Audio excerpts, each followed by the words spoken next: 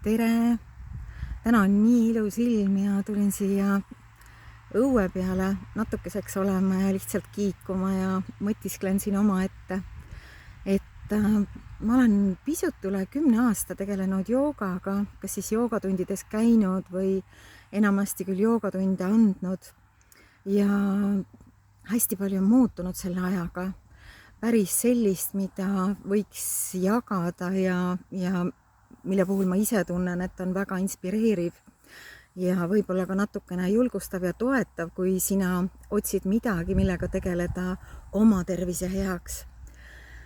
Enne seda, kui ma alustasin joogatundidega, tundsin ma hästi palju erinevaid selliseid tervisehädasid.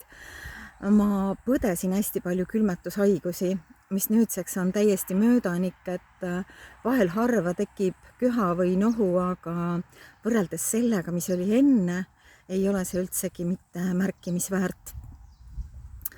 Ka on paranenud minu uni, et kui varem ma ikka ärkasin mitu korda öösel üles, ma arvan, et isegi 3-4 korda võiks öelda, et ärkasin öösel üles, siis nüüd väga harva ärkan ma ühe korra, enamasti siis, kui mingisugune uudne sündmus, mis on minu vastutada, on järgmisel päeval tulemas, mis on ka siis sel puhul normaalne, aga tavaliselt ma magan väga sügavalt ja näen selliseid muinasjutulaadseid, hästi rahulikke, rahustavaid, värvilisi unenägusid.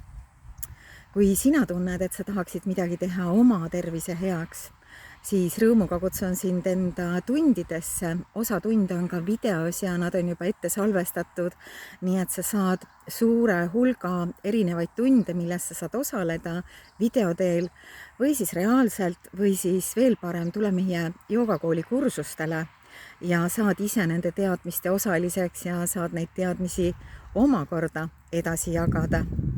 Nii et näeme!